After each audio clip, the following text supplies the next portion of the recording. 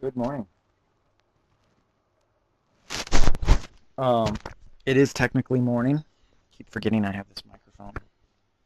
Um, Recently I keep getting into conversations about video game violence, and I don't know how that happened really, but I was talking about something that I will link down below. I don't know if you've heard about it or not. Maybe you have. Apache helicopter pilots in Iraq um, 3 years ago, I guess, killed two reporters along with a group of people that were walking with them on a street in Iraq, um, in Baghdad. I don't exactly remember what city it was in. And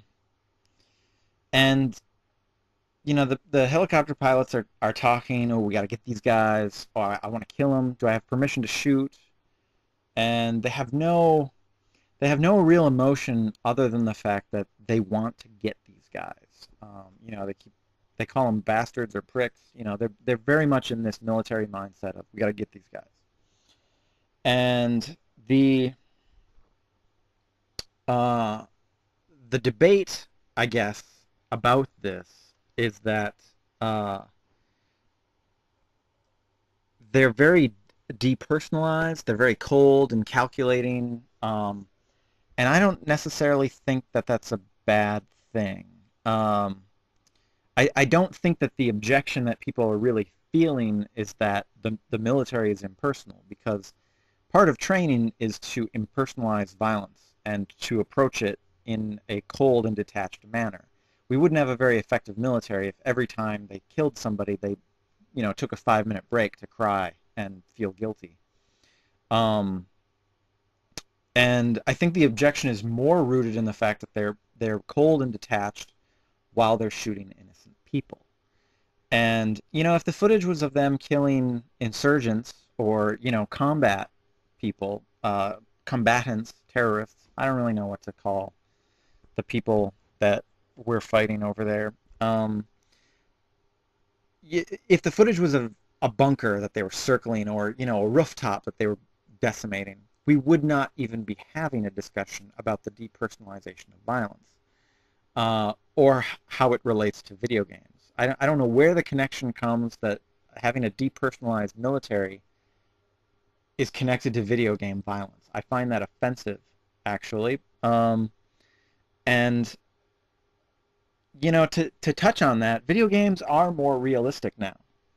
It's something that, as a gamer, I don't always enjoy, but I understand why game companies do it, because they want the player to be sucked in to a realistic world and to give you a kind of emotional response to the game that you're playing, basically.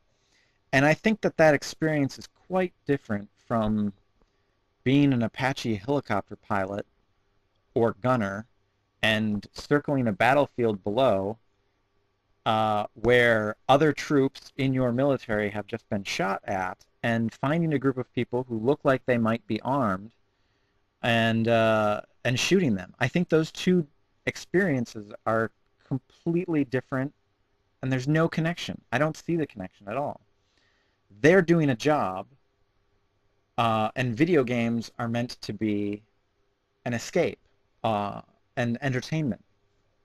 Um, and when it comes to the actual footage of what happened, it's really hard for me to have an opinion about it, because it's really sad.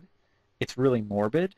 Um, I think I think there could be some more compassion on the military's part for the fact that they did make a mistake, but I'm not very well versed in the rules of military conduct or the rules of battle. I don't really understand anything about what is happening over there. I mean, it's just so far removed from my life and my reality that I don't think I should have an opinion on it. Um, and one of the things I've always heard about war, one of the things I've always read, is that one of the costs of war is that innocent people do get hurt and killed. That is just something that happens in every single war that has ever happened. And you can't escape it. There's no way to prevent it. And even in our technological era where we have helicopters that can circle a field that's, hundreds of feet below, and they're so far up you can't even see them, and they can fire on the field with such precision and accuracy.